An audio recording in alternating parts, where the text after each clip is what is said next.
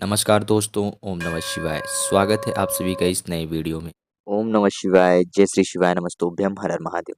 शारदीय नवरात्रि अर्थात अष्टमी और नवमी तिथि जो कि सबसे ज़्यादा विशेष और उत्तम मानी जाती हैं। क्यों? क्योंकि अष्टमी और नवमी तिथि सबसे ज़्यादा विशेष और उत्तम इसलिए मानी जाती हैं क्योंकि सबसे ज़्यादा प्रमुख और सबसे ज़्यादा योगदान, सबसे ज़्यादा शक्तिशाली और सबसे ज़्यादा जो शक्ति है माता रानी जी की, वह अष्टमी और नवमी को विशेष रूप से जागृत रहती है। और यही 2 ऐसी अंतिम तिथियाँ हैं कि इसके बाद माता रानी जी की विदाई का समय आता है और इन्हीं तिथियों पर हम माता रानी जी की विशेष रूप से कृपा प्रदान करते हैं। और जब अष्टमी नवमी तिथि के समय पे ही माता लक्ष्मी जी के पूजन का संयोग बनता है और हम सभी का अभी जो माता लक्ष्मी जी का पूजन संयोग बन रहा है, महालक्ष्मी जी का पूजन संयोग है, वह अष्टमी तिथि को पड़ेगा गुरुवार के दिन पर। ठीक, तो गुरुवार का दिन भगवान वासुदेव को समर्पित, भगवान माता लक्ष्मी जी को समर्पित समय नवरात्रि का समय है। कौन सी नवरात्रि? हम सभी की शारदीय नवरात्रि है, ध्यान दीजिएगा। तिथि कौन सी रहेगी? योग कौन सा बन रहा है? महालक्ष्मी जी की पूजन योग बन रहा है। अर्थात हम अपने जीवन में धन धान्य की भंडार को भरने के लिए, बढ़ोतरी करने के लिए और उसकी पूर्ति के लिए इस उपाय को अवश्य रूप से कर सकते हैं, जो कि साबुत धनिये से करना है।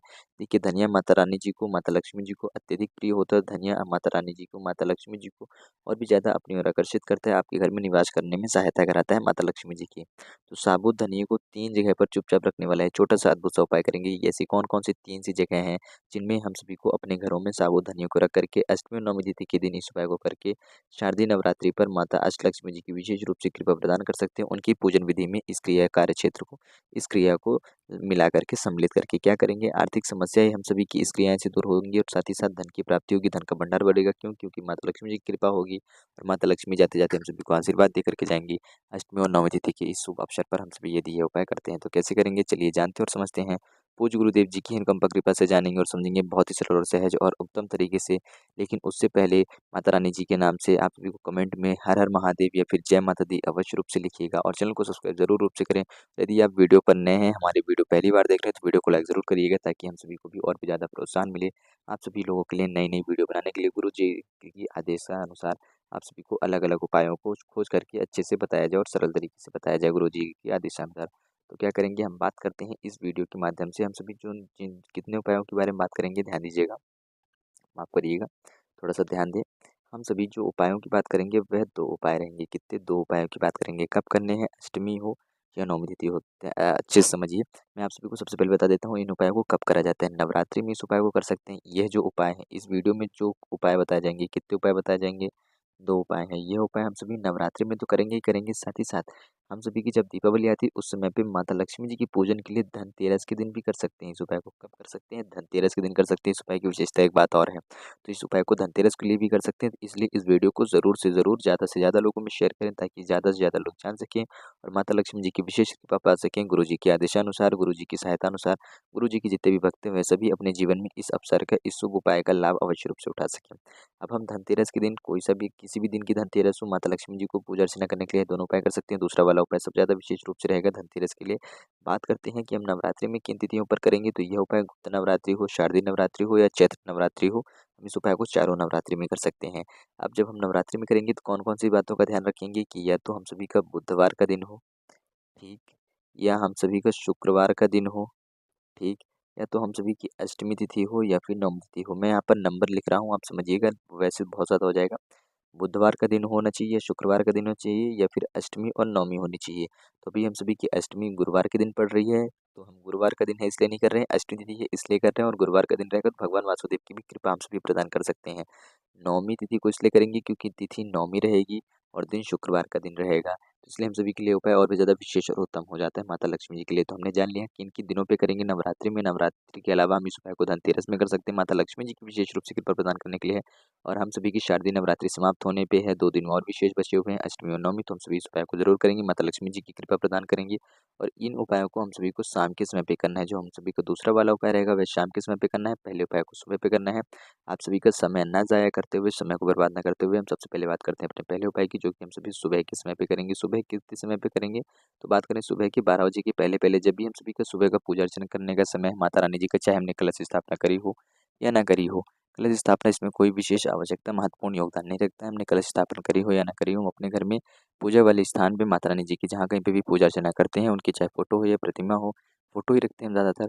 तो फ़ोटो चाहे माता लक्ष्मी जी की हो, चाहे माता जगदम्बा जी की हो, माता दुर्गा जी की हो, कोई सी भी माता रानी जी की फ़ोटो हो, हम उसके समक्ष इस उपाय कर सकते हैं। किसी भी माता रानी जी के रूप हो, चामुंडा देवी हो, कोई सी भी देवी हो, हम इस उपाय कर सकते हैं। हमारी कुल देवी जी को भी याद करेंगे। क्या करेंगे, लक्ष्मी जी की प्रार्थना अर्चना करने के लिए हम सभी को सुबह एक दीपक प्रज्वलित करना है। और वह जो दीपक प्रज्वलित करना है अपने जीवन में धन धान्य की बढ़ोतरी के लिए, धन धान्य की बढ़ोतरी के लिए, धन धान्य के भंडार को भरने के लिए, आर्थिक स्थिति को मजबूत करने के लिए, आर्थिक धन को मजबूत करने के लिए और माता लक्ष्मी जी के नए नए साल, नए नए जो राह है, जो रास्ते हैं उनको खोलने के लिए, नए नए अवसर खोलने के लिए, उसके लिए हम उपाय करेंगे। और जो हमारे घर में जितने भी नकारात्मक शक्ति हैं उनको दूर करते हुए, जो कि धन के ऊपर अपनी बुरी शक्तियों का आवरण हो गया है, वास हो गया है, जिससे कि हमारे घर में धन की समस्या बनी रहती हैं। तो हम क्या करेंगे, माता लक्ष्मी जी के समक्ष सुबह के समय पे एक दीपक प्रज्वलित करेंगे। नहीं कर पा रहे हैं तो किसी भी नीम वृक्ष में करेंगे, ठीक है। यदि और भी ज़्यादा विशेष रूप से चाहते हैं कि हमारे ऊपर, हमारे घर से हर प्रकार की दुख भी दूर हो, तो हम नीम के वृक्ष के भी के पास करेंगे एक दीपक प्रज्वलित, और पीपल के पास भी करेंगे माता रानी जी के साथ साथ। हम कौन सा दीपक प्रज्वलित करेंगे, हम सभी को आटे का दीपक ही प्रज्वलित करना है। सुबह के समय पे ध्यान दीजिएगा, आटे का दीपक लेंगे। अब इसमें लंबी बाती का प्रयोग करेंगे, इस बात को और ध्यान दें। आटे का दीपक होगा, घी का प्रयोग करेंगे, साथ ही साथ बाती लंबी लेंगे।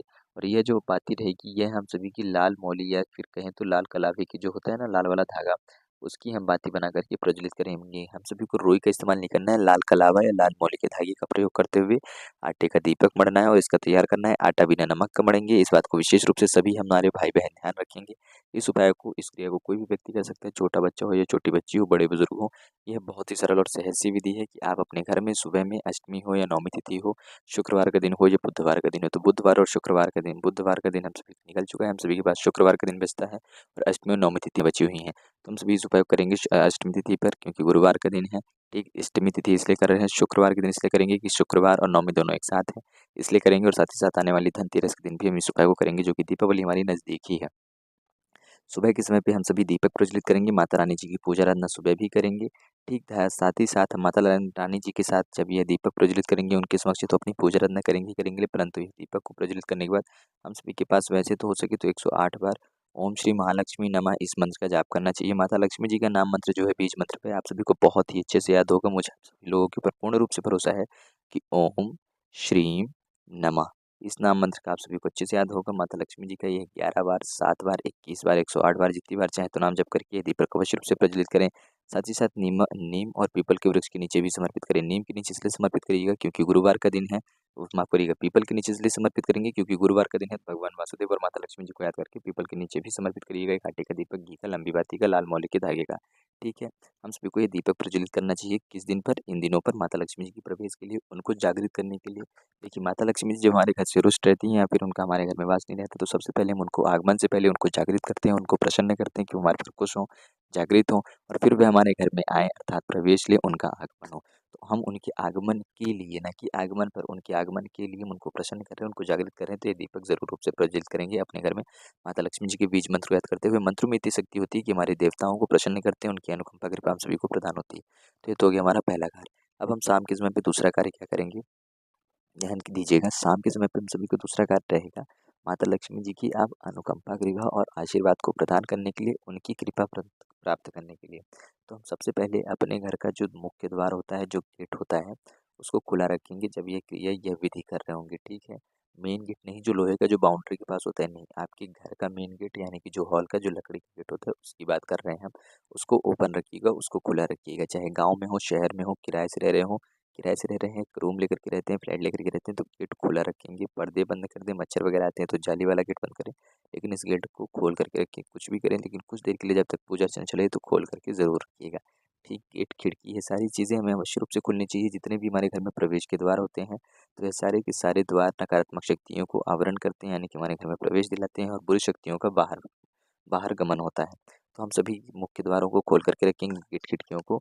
विशेष रूप से पूजा वाले घर की गेट को तो अवश्य रूप से खोलिएगा, और वहाँ पर बैठ कर के माता रानी जी की पूजा अर्चना के साथ साथ एक छोटी सी विधि करनी है। क्या करनी है, ध्यान दीजिएगा, एक छोटी सी विधि करनी है, एक छोटी सी क्रिया करनी है। पूजा अर्चना आरती वगैरह कर लेने के बाद हम सभी क्या करेंगे, एक लाल कपड़ा डालेंगे माता रानी जी के समक्ष, ठीक है। अपने घर में जो भी माता रानी जी की फोटो होगी उसी के समक्ष, साथ ही साथ अपने कुल देवी को भी याद करेंगे। अभी यह जो उपाय है, ये धनिया वाला उपाय है। कौन सा उपाय है, ध्यान दीजिएगा, ये धनिये का उपाय है। और ये धनिया साबुत धनिया, जो कि आप सभी को स्क्रीन में दिख रही होगी, कौन सी खड़ी साबुत धनिया है, ठीक है, यानी कि धनिया के दाने हैं। अब इसमें क्या करना है कि एक लाल कपड़े में एक चांदी का सिक्का रखिए, चांदी का सिक्का नहीं है तो एक कोई सा भी 1 या 2 रुपए का सिक्का ले लें, उसको रखेंगे, ठीक। उसके ऊपर साबुत धनिया रखेंगे। यह जो धनिया है, एक मुट्ठी धनिया रहेगी। इस बात का ध्यान दीजिएगा कि एक गिनती में नहीं लेना है, आपको अधिक से अधिक मात्रा में एक मुट्ठी धनिया लेना है। जिन लोगों के पास धनिया ना हो तो वह बाजार से कहीं से खरीद करके मंगवा लें, लेकिन धनिया का ही प्रयोग करेंगे, अन्य कोई चीज़ें नहीं लेनी है। लाल कपड़ा, चांदी का सिक्का, धनिया रखा। धनिया माता लक्ष्मी जी को सबसे ज़्यादा प्रिय है और धनिया की सुगंध माता लक्ष्मी जी को इतनी ज़्यादा प्रभावित करती है, तो उसमें माता लक्ष्मी जी का इतना वास होता है कि जहाँ कहीं पे भी हम सभी की धनिया का वास रहता है, धनिया का हम निवारण करते हैं, धनिया रखते हैं, तो माता रानी जी की अनुकंपा कृपा से माता लक्ष्मी जी इतनी ज़्यादा प्रसन्न होती हैं कि हमारे घर में, हमारे जीवन में, हमारे भाग्य में माता रानी जी का पूर्ण रूप से वास होता है। ना कि सिर्फ हमारे घर में नहीं, हमारे जीवन, हमारे भाग्य, यानी कि हम कोई भी कार्य करें उसमें हमें लाभ होना प्रारंभ सिद्ध है, यानी कि कन्फर्म रहता है। ऐसा नहीं कि हम कोई कार्य करें, हमको लग रहा है कि अभी हम लॉस में जा रहे हैं, हमारा इन्वेस्टमेंट हो रहा है, खर्चे ज़्यादा हो रहे हैं, नहीं। अंततः जब उसका परिणाम निकल के आएगा तो आपको लाभ होना अवश्य रूप से ही कन्फर्म रहेगा, यानी कि अवश्य रूप से आपका तय रहता है। तो इसलिए धनिया का प्रयोग करते हैं हम सभी भी, जब भी हम सभी को विशेष रूप से माता लक्ष्मी जी की कृपा प्रदान करनी होती है। तो हमने ये सारी सामग्रियाँ रख दी हैं। अब रख देने के बाद क्या करेंगे, यदि लक्ष्मी स्तोत्र हम सभी को आता है तो अच्छी बात है। किताब है लक्ष्मी स्तोत्र की तो बहुत अच्छी बात है। उससे एक बार, मात्र एक बार लक्ष्मी स्तोत्र का पाठ करेंगे। नहीं है, यूट्यूब के माध्यम से देख करके पाठ कर सकते हैं, या फिर यूट्यूब में मोबाइल में चलाते और लक्ष्मी स्तोत्र मात्र सुने। ध्यान दीजिएगा, केवल यदि आप सुनते हैं ना लक्ष्मी स्तोत्र को, केवल सुनने बस से भी आपको उसके बहुत ही ज़्यादा अत्यधिक और विशेष लाभ होते हैं। तो लक्ष्मी स्तोत्र या तो सुनिएगा या तो पाठ करें। नहीं कर पा रहे हैं दोनों में से, ठीक है, आपके पास ऐसी कोई बड़ी मोबाइल नहीं है, तो आप क्या करेंगे, जो भी व्यक्ति इस प्रयोग करता है तो उस व्यक्ति के लिए यदि और भी सरलतम तरीका है, ठीक है, क्या करेंगे, माता लक्ष्मी जी के बीज मंत्र का जाप करेंगे। अब जो आपको बीज मंत्र का जाप करना है वह 108 बार करना है, ठीक है, या फिर आप चाहें तो इस मंत्र का जाप करेंगे जो कि माता रानी जी के 9 रूपों को समर्पित होता है। ओम हीम, ध्यान दीजिएगा, यह मंत्र जो कि माता रानी जी के 9 रूपों को समर्पित है, कौन कौन सा, ओम हीम क्लीम चामुंडाय विच्छे नमः, ओम ह्रीं क्लीं चामुंडाय विच्चे नमः। यह माता रानी जी का बीज मंत्र माता रानी जी के 9 रूपों को समर्पित होता है, और साथ ही साथ माता रानी जी के किसी भी रूप को आपको प्रसन्न करना हो, उनकी कृपा प्रदान करनी हो, तो आप इस मंत्र को जाप कर सकते हैं। माता लक्ष्मी जी की विशेष कृपा पानी हो, आपको नहीं याद है, केवल और केवल माता लक्ष्मी जी की अनुकंपा कृपा प्रदान करना चाह रहे हैं, तो ओम श्री महालक्ष्मी या लक्ष्मी स्तोत्र का जाप करें, यानी कि कहने का तात्पर्य है कि इन तीनों में से किसी भी एक मंत्र को याद करते हुए आप जाप करेंगे। कितनी बार, 108 बार, और मन ही मन माता लक्ष्मी जी को याद करेंगे। जैसे ही हम सभी के जाप समर्पित होते हैं, हम सभी इस कार्य को शाम के समय पे कर रहे हो, चाहे अष्टमी हो या नवमी हो, ठीक है, शाम को ही करेंगे। अब हम सभी को क्या करना है कि इसमें से जो धनिया है इसको कुछ 3 जगहों पे रखना है, 3 जगहों पे डालना है।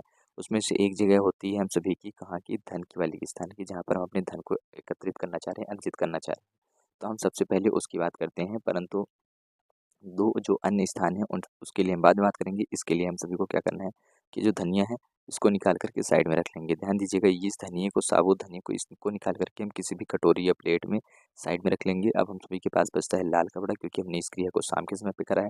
लाल कपड़ा और एक चांदी का सिक्का बच रहा है, इसकी पोटली बनाएँगे, या फिर इसको कच्चे से इसी सिक्के को इसी पोटली में बाँधेंगे, लाल कपड़े में बाँधेंगे। बहुत बड़ा लाल कपड़ा नहीं लेना है। इसको ले जाकर के धन वाले स्थान में रखेंगे। जैसे कि आप सभी को पता है, धन वाले स्थान में रखेंगे, या फिर पूजा घर के स्थान में रख देंगे, या फिर जो महिलाएं हैं वे अपने पर्स में डाल सकती हैं, जो बड़ा सा उनका पर्स हो, तिजोरी हो, तो उसमें डाल के रखें।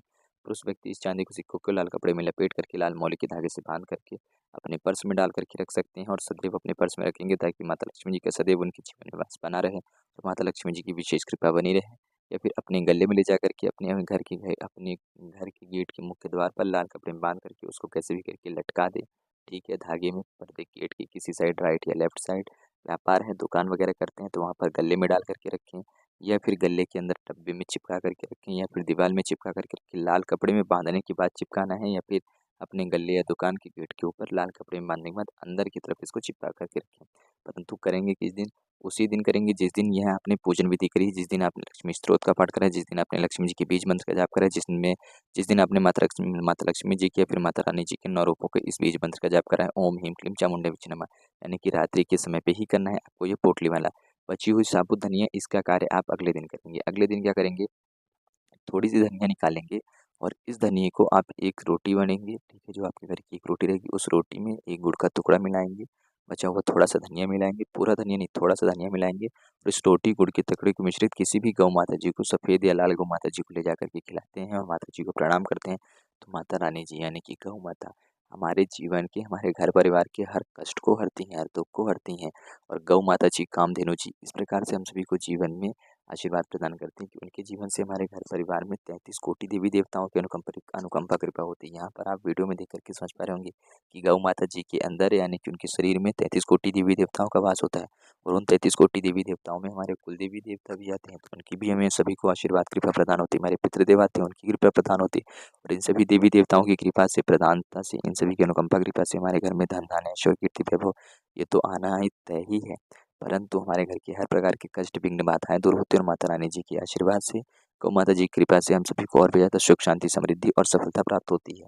यदि आप सभी को कभी भी मन में संशय है तो ये मत सोचिएगा कि हमें कुछ मिल नहीं रहा है। हमारे जीवन में हमारे जो बुरे कर्म है, जो हमसे गलतियां हैं, वह सभी क्षय होते हैं। हमारे कष्ट जो है ना, वह क्षय होते हैं। हमारे जो दुर्भाग्य है, हमारे जो जीवन में जो दोष है, वह सभी क्षय होते हैं, समाप्त होते हैं। यानी कि हम किसी कार्य को करेंगे तो उसमें हमें हानि होना कम हो जाएगा। जितने भी हमारे नुकसान है वह कम हो जाते हैं हमारी इन अच्छे कर्मों से, अच्छे पुण्य के कर्मों से, माता रानी जी की सेवा से, भगवान की सेवा से। तो इस बात को सदैव याद रखिएगा कि हमें लगता है कि हमें कोई लाभ नहीं हुआ, नहीं, हमें लाभ सदैव होता है माता रानी जी को। किसी भी भगवान को हम जब पूजा आराधना करते हैं, उनकी सेवा आराधना करते हैं, तो हमारे कष्ट क्षय होते हैं। हमारी जो गलती, हमारे जो पाप कर्म है वह कष्ट क्षय होते हैं और उसके बाद हमें सफल जो है, परिणाम जो है मिलना प्रारंभ होता है हमारे कर्मों अनुसार।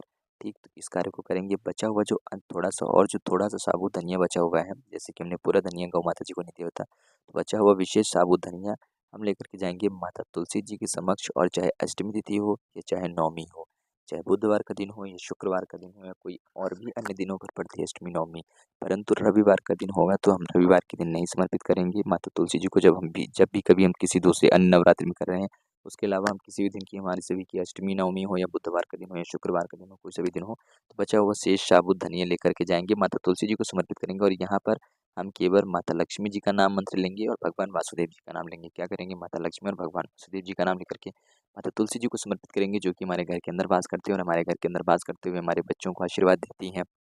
अर्थात घर में मौजूद सभी बच्चों को आशीर्वाद देती हैं कि वे अपने जीवन में सफलता प्राप्त करें, तरक्की की ओर जाएँ, अच्छी राह की दिशा की तरफ जाएँ, अच्छी राह में जाएँ, अच्छी दिशा की तरफ जाएँ, सकारात्मक शक्तियों का उनके अंदर आवरण हो, उनके अंदर सकारात्मक प्रभाव है, भागवत मार्ग को प्राप्ति करें। साथ ही साथ हमारे घर के बड़े बुजुर्ग हो और जो बड़े व्यक्ति हैं, उनको आशीर्वाद देते हैं कि दाम्पत्य जीवन मौजूद हो, रिश्तों में मजबूती आए, आपस में अनबन जो है वह दूर हो, आपस में गृह कलेश जैसी समस्याएँ दूर हों और सुख शांति बनी रहे, ताकि आपके घर में माता लक्ष्मी जी का वास रहे और उनकी कृपा से आपके घर में धन धान्य ऐश्वर्य कीर्ति और वैभव में समृद्धि है। तो जो आप सभी की साबूदानी है, इसके बहुत ही ज़्यादा विशेष लाभ है। अनेकों इसके उपाय हैं, उनमें से एक उपाय आप सभी को आज बताया गया। बहुत सारे उपाय हैं वैसे तो साबूदानी के, लेकिन आप सभी को केवल एक उपाय बताया गया, तो अवश्य रूप से करिएगा। कैसे करना था साबूदानी का छोटा सा अद्भुत सा उपाय, बहुत ही सरलतम और सहजतम रूप से बताया गया है। माता लक्ष्मी जी को विशेष रूप से प्रसन्न करने के लिए बहुत ही छोटा अनोखा सा समय होता है और तरीका होता है, जिसको हम सभी ने बहुत ही सरल और सहज रूप से जाना और समझा है पूज्य गुरुदेव जी की कृपा से, कि कैसे अष्टमी, नवमी, बुधवार और शुक्रवार के दिन हम सभी इस उपाय करके अपने जीवन को बहुत ज़्यादा सौभाग्यमय और सौभाग्यशाली बना सकते हैं। हर प्रकार की समस्याओं को दूर कर सकते हैं, माता लक्ष्मी जी की कृपा प्रदान कर सकते हैं। महालक्ष्मी जी की पूजन की विधि का बहुत ही छोटा सरल सा उपाय, तो जरूर रूप से करिएगा, साबुत धनिएगा। यदि कुछ प्रश्न हो तो कमेंट में जरूर पूछिएगा। बहुत ही सहज और सरल रूप से बताने का प्रयास किया गया है। वीडियो को लाइक और चैनल को सब्सक्राइब अवश्य रूप से करें। जय माता दी रानी कमेंट में ज़रूर लिखें और हर हर महादेव तो अवश्य रूप से लिखिएगा। जय शिवाय, ओम नमः शिवाय, नमस्तुभ्यम। जय माता दी रानी, जय माँ अम्बे।